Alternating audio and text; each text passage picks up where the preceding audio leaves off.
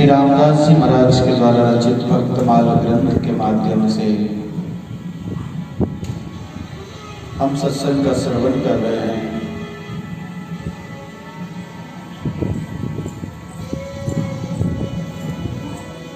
आनंद संतों के दिव्य जीवन चरित्र के बारे में हम श्रवण कर रहे हैं।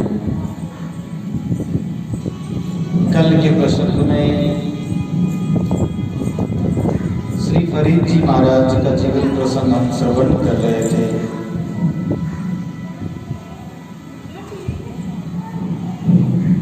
फरीद जी महाराज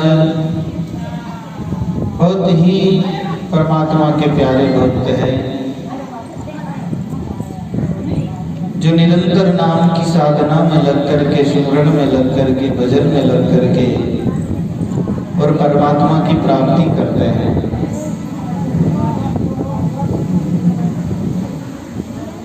फरीद जी महाराज के जीवन की अनेक अनेक घटनाएं हैं।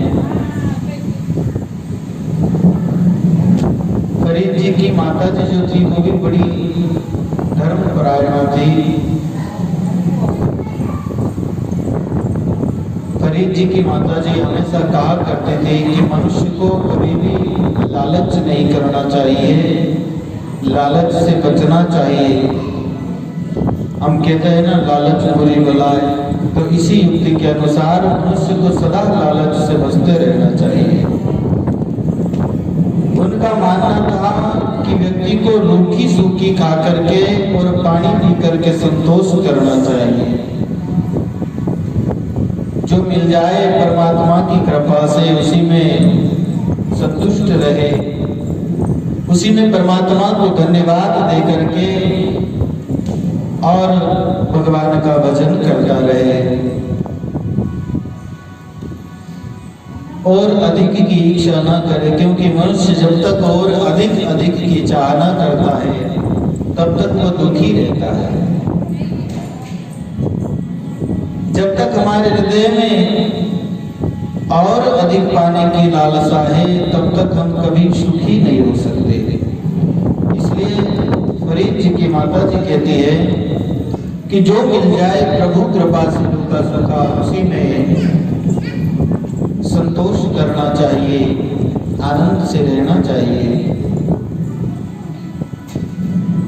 दूसरे के पास में ज्यादा है उसे देख करके ईर्ष्या नहीं करनी चाहिए।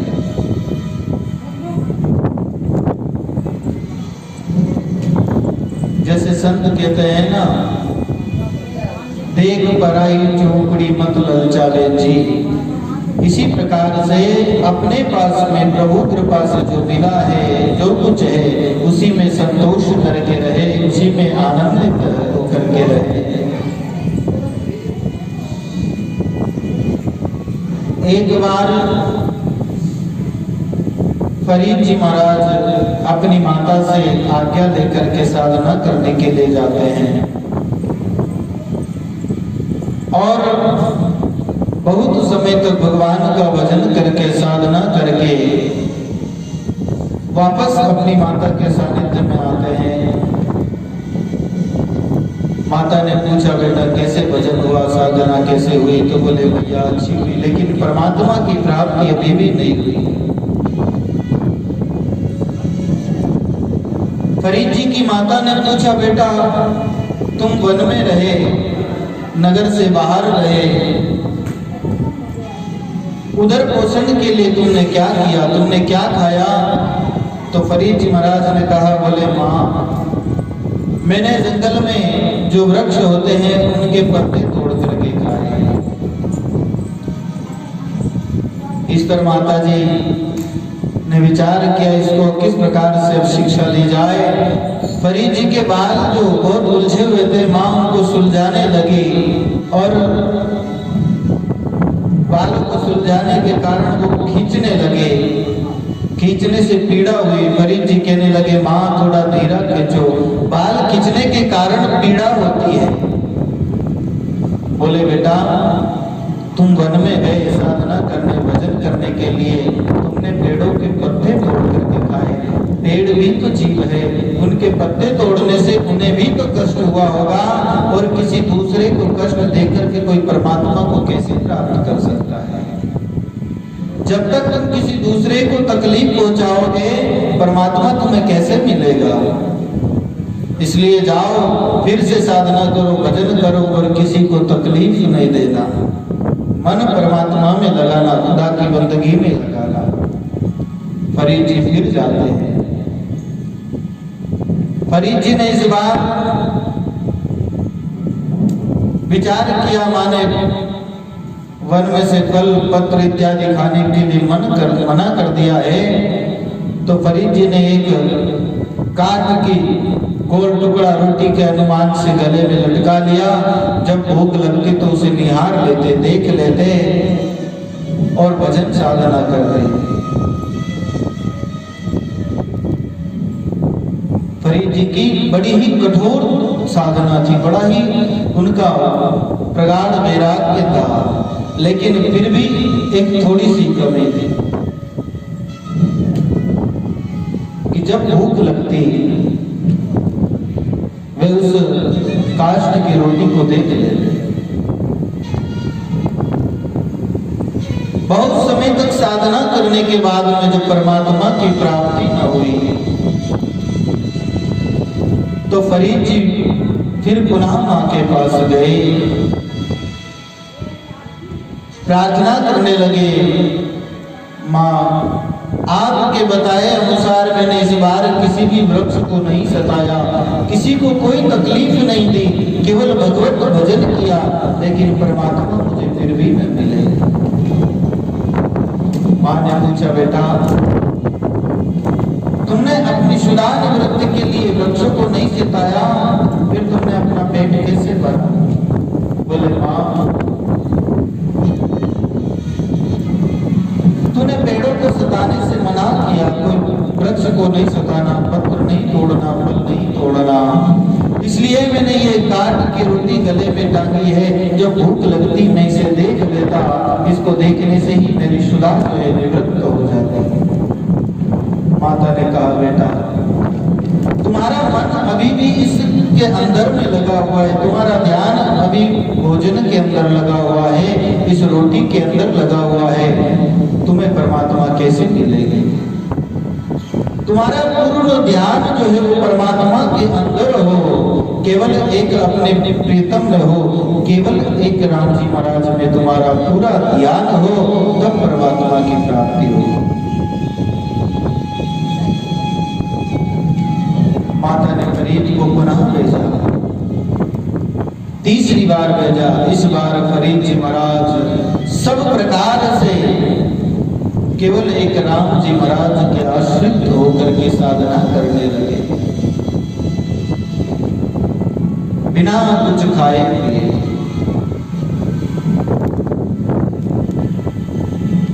और जब इस प्रकार से साधना करने लगे तो उनकी साधना जो है सफल हो गई। माता भक्तों की असीम कृपा उनके बेटे फरीद पर रही, और फरीद जी ने मां की कृपा से परमात्मा को प्राप्त किया, खुदा के प्यारे भक्त बन गए। दिन है ऐसी माताओं को जो अपनी संतान को भक्ति का मार्ग दिखाती है।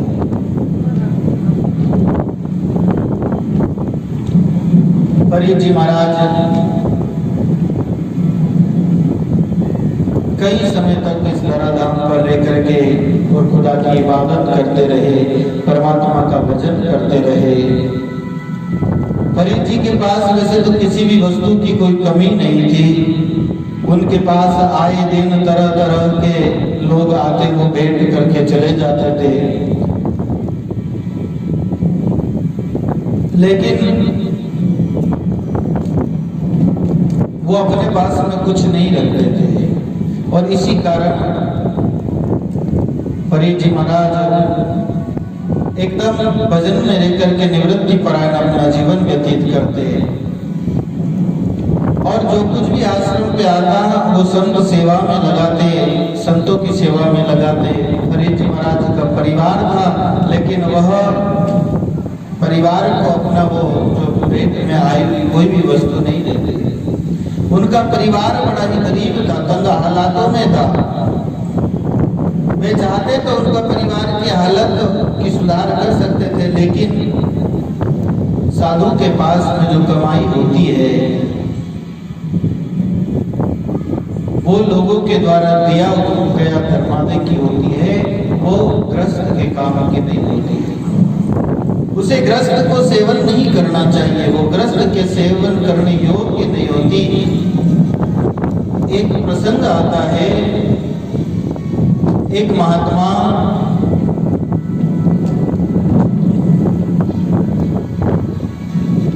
भोजन करते थे, भिक्षा लेकर के भक्त आते थे, भोजन करते, हमेशा भिक्षा का ही अन्न ग्रहण करते।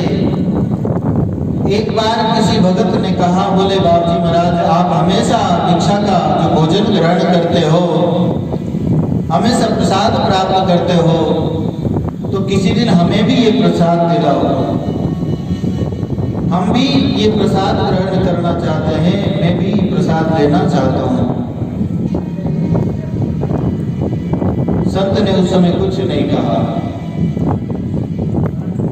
एक बार जब भिक्षा में संत के पास भोजन आया, उसमें खीर आई। उस समय वो भगत भी नजदीक बैठा हुआ था। संत ने भोजन किया, खीर का कटोरा भरा हुआ था। उस भगत ने आग्रह किया, बोले महाराज मुझे भी प्रसाद दीजिए। संत ने कहा थोड़ा रुको। भोजन करने के बाद में संत उस भगत को लेकर के रवाना हुए। गांव से बाहर एकांत निर्जन स्थान पर आए और वहां आकर के उस भगत से कहा, बोले मैं तुझसे हमेशा के लिए ये प्रसाद पाने के लिए मना क्यों करता हूं, तू जानता नहीं। बोले क्यों करते हैं प्रभु, मुझे बताइए। बोलो राम, वे काम अपना करे थे क्यों जानता।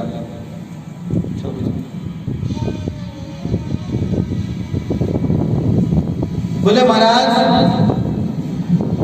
मैं तो प्रसाद लेना चाहता हूँ। बोले मैं तुम्हें इस बात के लिए ही तो ये बताना चाहता हूँ कि ये जो भक्तों के द्वारा, संसार के द्वारा जो हमें भिक्षा मिलती है वो कैसी होती है। वो खीर का कटोरा भरा हुआ संत ने एक सूखी झाड़ी के ऊपर डाला, डालते ही उसमें आग लग गई। वो सूखी झाड़ी जो थी एक क्षण में जल करके भस्म हो।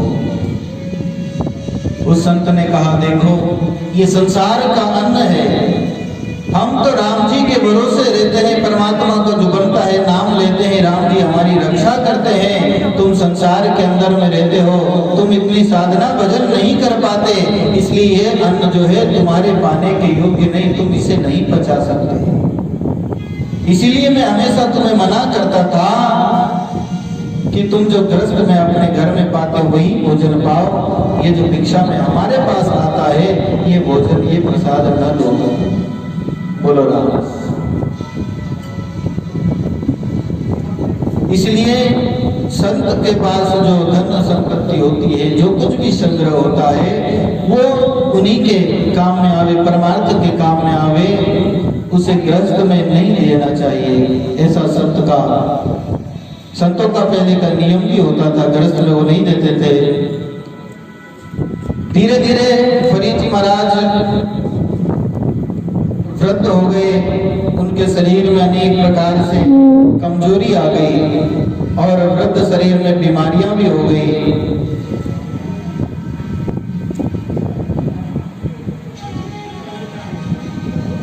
बहुत बीमार हो गए श्री फरीद जी महाराज।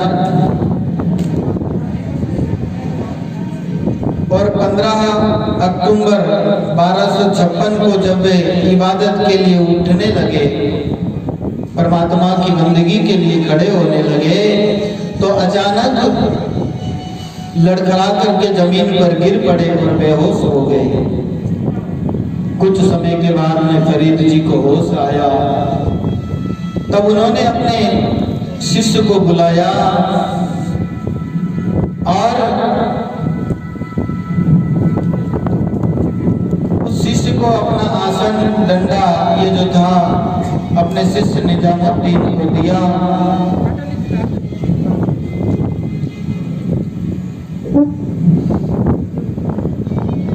और फरीद जी महाराज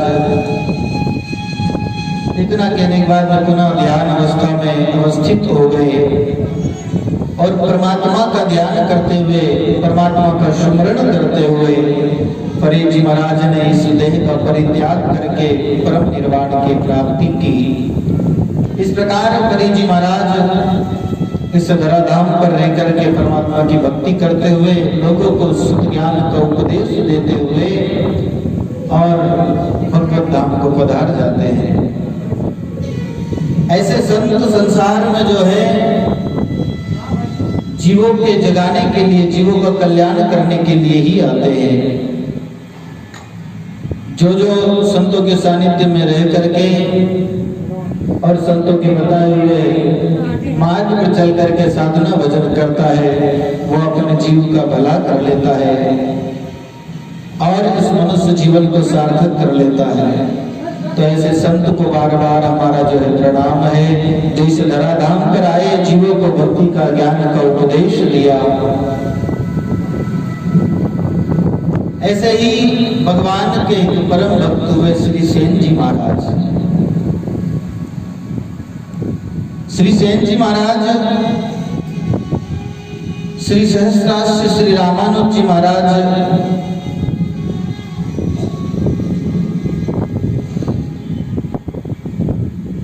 उनके शिष्य थे।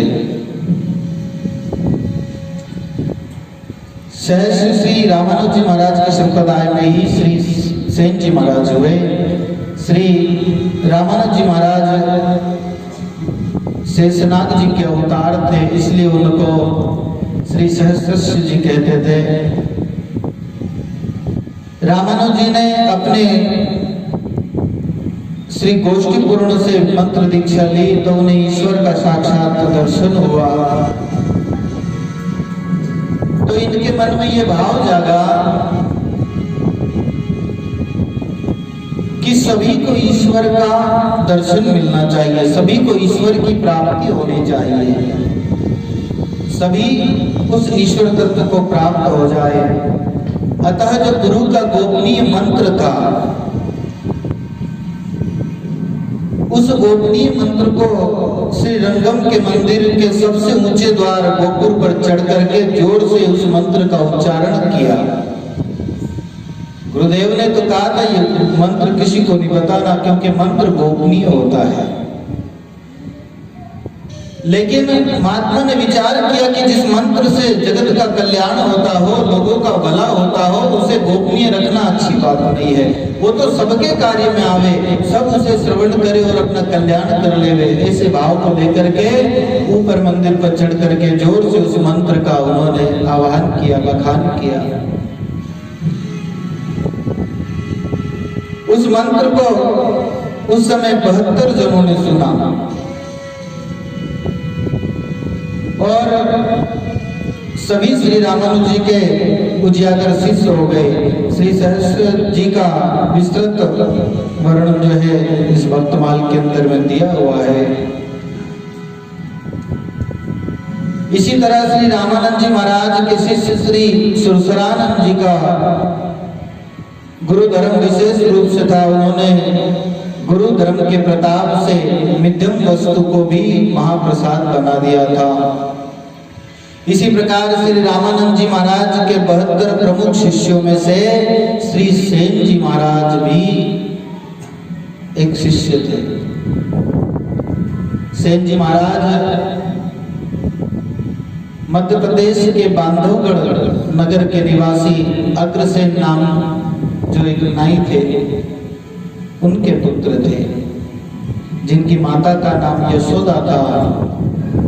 सेन जी महाराज के यहाँ धन संपत्ति की कोई कमी नहीं थी, प्रभु कृपा से सब कुछ उनके पास में था। लेकिन अग्रसेन जी के पहले कोई बालक नहीं था। जहाँ सब प्रकार की सुविधा होती है वहाँ कोई न कोई कमी जरूर होती है। ऐसे ही अग्रसेन जी के यहाँ कोई पुत्र नहीं था। किसी दिन उनके यहाँ कोई संत पधारे और संत सेवा का अवसर प्राप्त हुआ। उन संत सेवा के फल स्वरूप और संतों के आशीर्वाद के फल स्वरूप वैशाख कृष्ण पक्ष द्वादशी तुला लग्न वार रविवार को विक्रम संवत 1357 को बालक के रूप में पितामह भीष्म ने अवतार लिया, जिसका नाम लग्न के आधार पर रामसेन रखा गया था।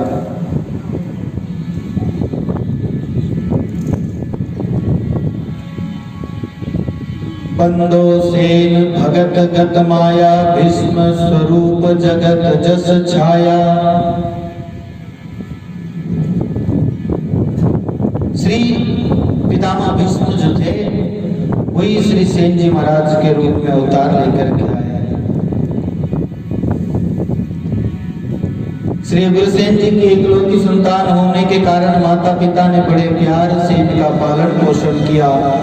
10 वर्ष की आयु में रामसेन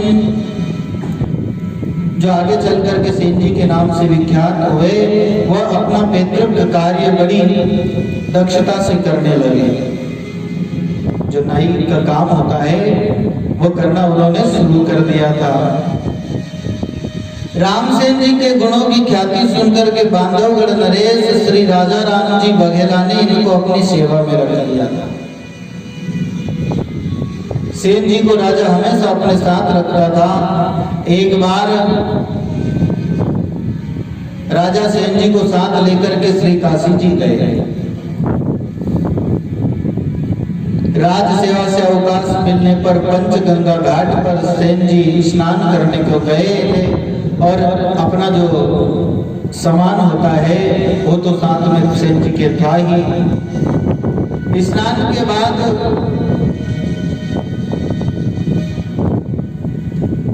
सेन जी महाराज को एक संत मिले।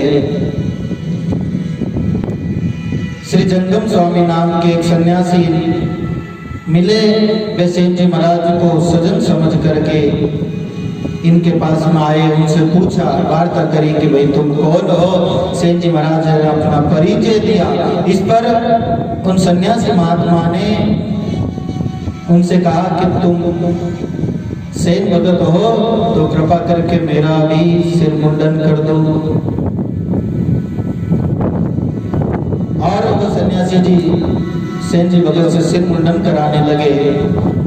इन्होंने भी बड़े प्रेम से उनके पूरे सिर का मुंडन किया, परंतु शिखा को नहीं मोड़ा, शिखा को छोड़ दिया। चोटी को सेन जी महाराज ने छोड़ दिया। जब सन्यासी महात्मा ने कहा, बोले सेन जी महाराज इस शिखा को न छोड़ो, इसका भी मुंडन कर दो। तो सेन जी महाराज ने सरलता से कहा, महाराज मैं इतना बड़ा पाप कैसे कर सकता हूँ। भला मैं शिखा हटाकर को आपको यवन कैसे बना सकता हूँ। मैं शिखा को नहीं काट सकता। इतना बड़ा निंदनीय कर्म मैं नहीं कर सकता। यदि आपको शिखा दूर ही करवानी है तो किसी अन्य मूर्ख नाई के पास जाइए।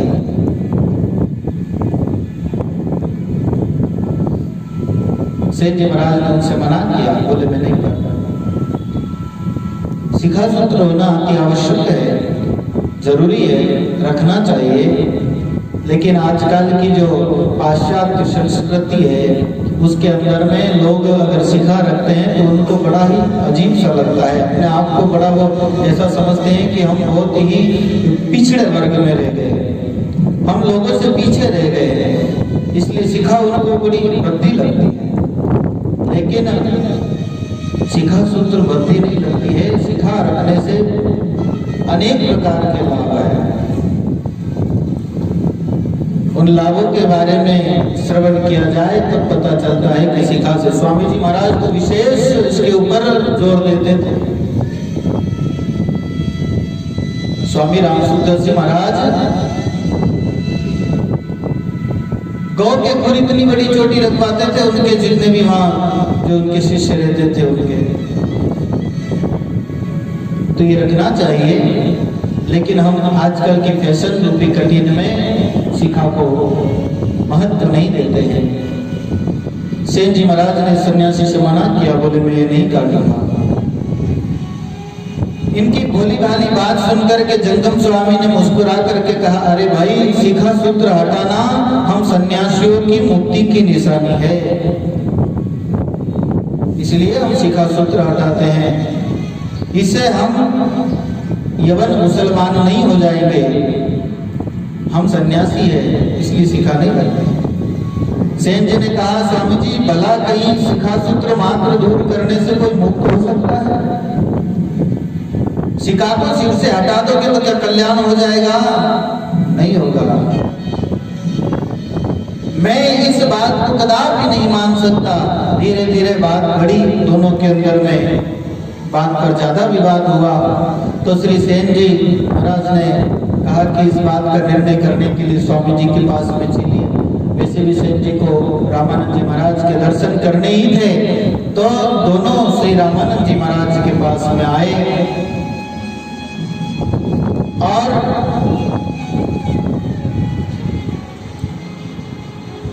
श्री जंगम स्वामी ने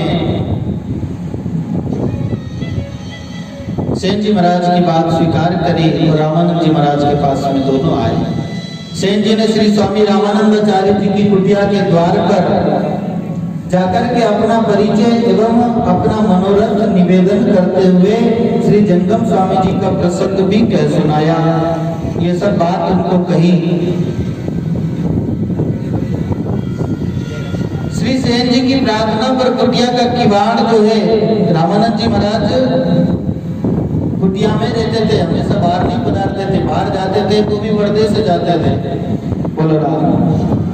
सेन जी महाराज ने बाहर से ही निवेदन किया। कुटिया का गेट रामानंद जी महाराज ने नहीं खोला था, लेकिन भगवत कृपा से उस समय प्रार्थना करी सेन जी महाराज ने, तो कुटिया का जो गेट है वो अपने आप ही खुल गया। वापस बंद किया एक दो बार, तो भी पुनः पुनः अपने आप ही वो दरवाजा खुल जाता था। और रामानंद जी महाराज का जो दक्षिणावर्त शंख था वो भी अपने आप बजने लगा। तब आप समझ गए कि ये कोई परम अधिकारी जीव है।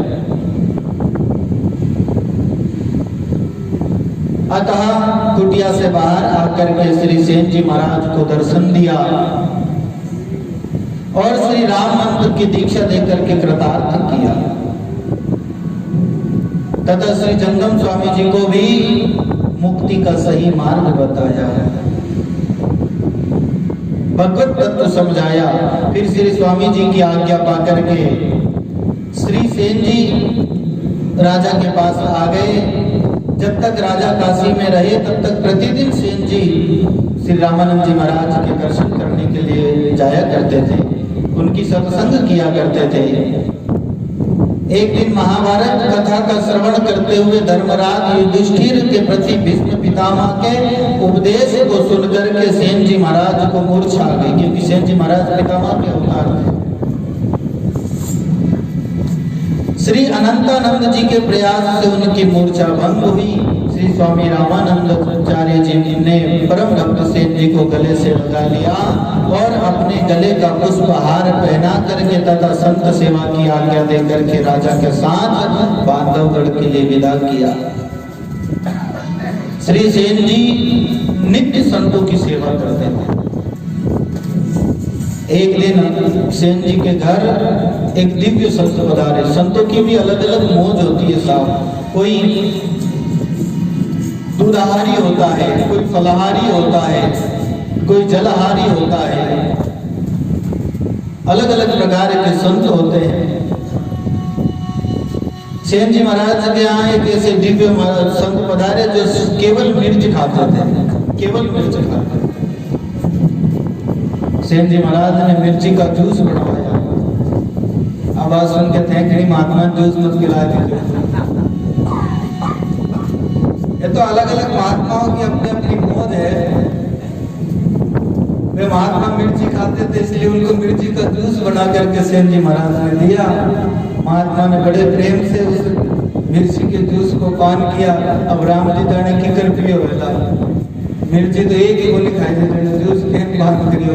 अब राम जी के भरोसे है जिन राम जी संतोरी हर प्रकार से जो है देख रेख कर लिया करे।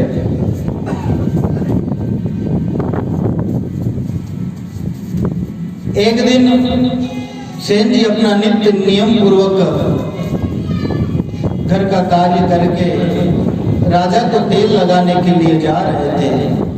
राजा के शरीर में चर्म रोग था, कुष्ठ रोग था, इसलिए सेन जी महाराज उनकी सेवा में नित्य प्रति जाते थे। जैसे ही सेन जी महाराज रवाना हुए कि आगे से संत महात्मा आते हुए दिखाई दिए। संत पधार गए, संतों का मिलाप हो गया। संतों का दर्शन करते ही सेन जी अति प्रसन्न हुए, मन ही मन बड़े प्रसन्न हुए और महात्माओं को अपने घर में लेकर के आए, पधरावनी कराई।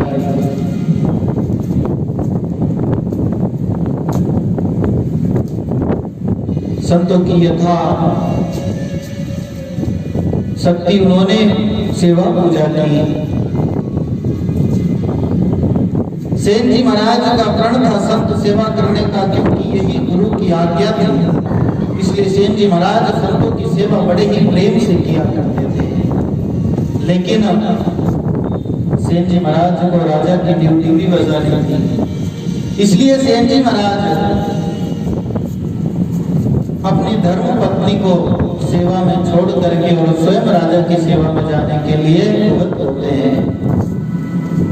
सेन जी महाराज के यहाँ संत आए,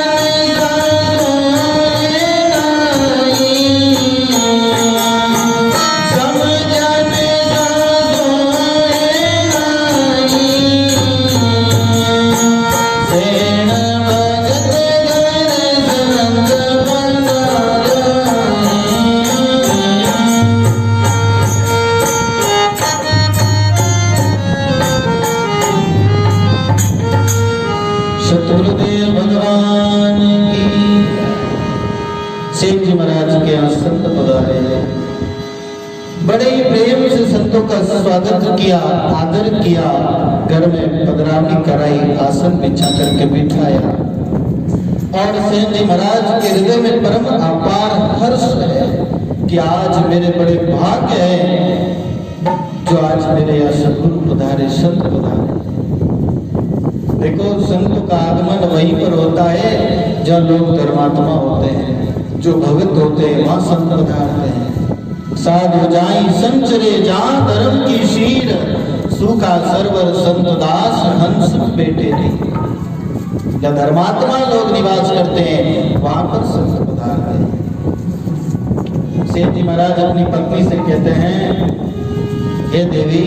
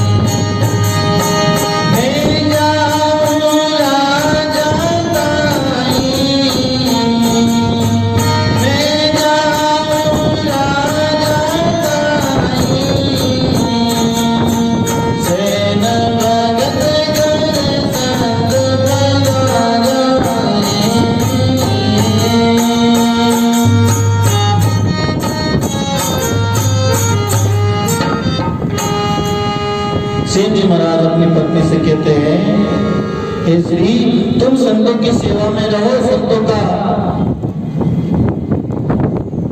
सम्मान करो, आदर करो, पूजा करो, उनके लिए भोजन की व्यवस्था करो।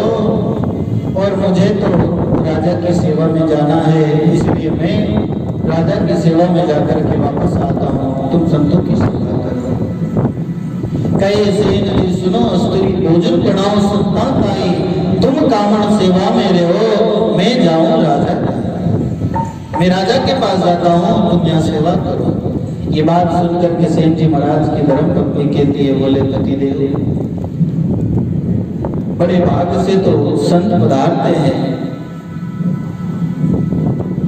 भगवान की विशेष कृपा जिसके ऊपर हो जाए वहां संत पधारते हैं। आज हमारे यहाँ संत पधारे, महाराज पधारे हैं, तो उस राजा की सेवा में जाना क्या जरूरी है?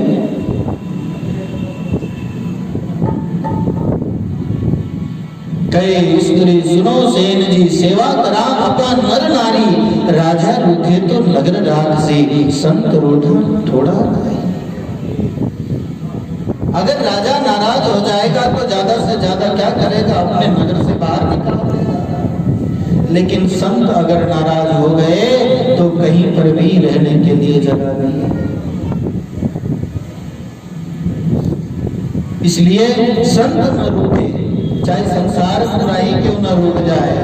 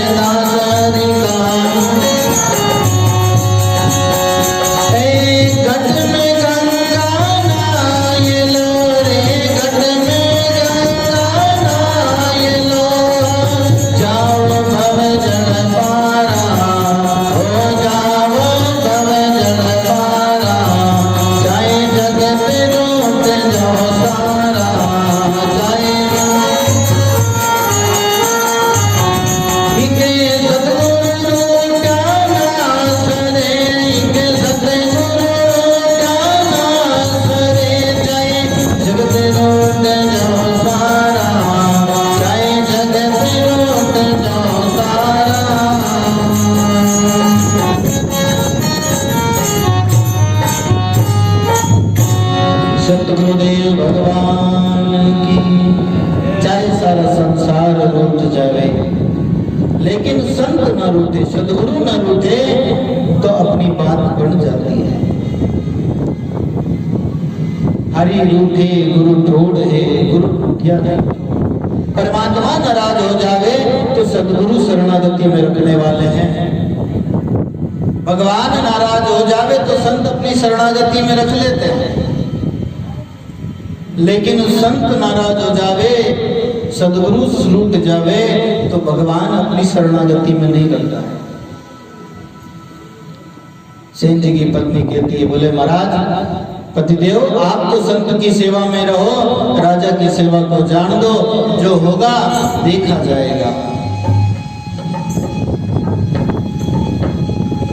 सेन जी महाराज संत की सेवा में लग गए, राजा की सेवा में गए नहीं। भगवान ने विचार किया कि सेन जी अगर राजा की सेवा में नहीं जाएगा तो राजा दुष्ट है, भगत को तकलीफ देगा। इसलिए भगवान सेन जी का रूप बना करके और राजा की सेवा में जाते हैं।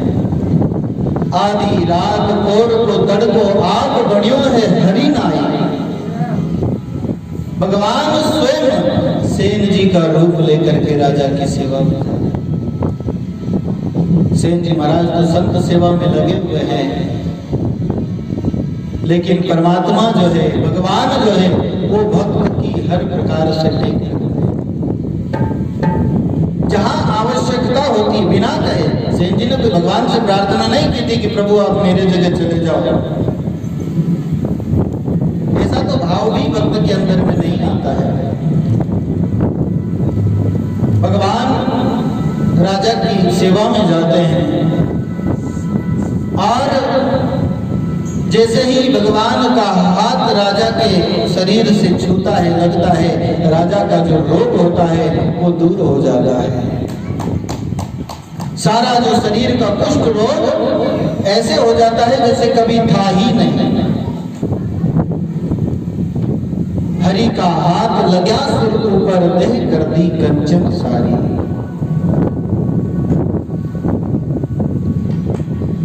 राजा की सेवा में भगवान रहे, वापस चले गए। इधर सेन जी महाराज संत सेवा में थे, संतों की सेवा कर रहे थे। राजा ने सुबह अपने शरीर को एकदम स्वस्थ पाया, कोई रोग नहीं, सब प्रकार से निरोग, एकदम फूल की भांति अपना शरीर पा करके राजा ने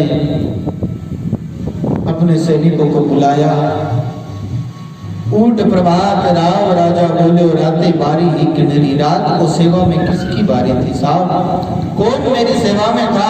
उन भगत ने वेग बुलाओ, मैं तो देहूं गाई। मैं उस पर बहुत राजी हूँ, मैं बहुत प्रसन्न हूँ, उसे कुछ देना चाहता हूँ, जो वो मांगे वो देना चाहता हूँ।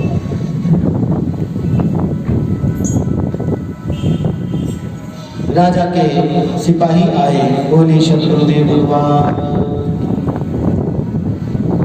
राजा के पास हाथ जोड़ करके खड़े, राजा ने जो आदेश दिया उसका पालन करने के लिए सेन जी महाराज के घर पधारते हैं। कि रात को तो सेन जी महाराज की बारी थी, वही सेवा में आए थे। राजा ने कहा कि उनको शीघ्र बुला करके लेके आओ, जितनी जल्दी हो। सेन जी महाराज को आदेश दो कि राजा ने उन्हें बुलाया। जाए हलकारो हेलो मारियो सेन भगत घर है काई। थाने बुलावे सेना राजा रावले वे टूटे थाने देवे गाई। सिपाही जाकर के सेन जी महाराज के आवाज लगाता है कि सेन जी महाराज घर में है क्या?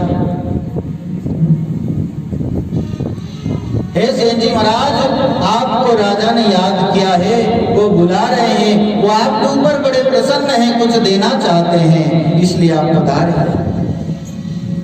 सेन जी महाराज ने विचार किया, प्रसन्न तो काय का, राजा जी नाराज होला, रहते गया नहीं, इन वास्ते कोई ना कोई दंड दे ही, बुलाने रो तरीको है। सेन जी महाराज विचार करने लगे और सेन जी महाराज जब राजा के वहां जाएंगे, वो प्रसंग हम कल के सत्संग में श्रवण करेंगे। बोलिए सतगुरुदेव भगवान की, अनंत कोटि संत महापुरुषों की, सेठ जी भगत की। राम।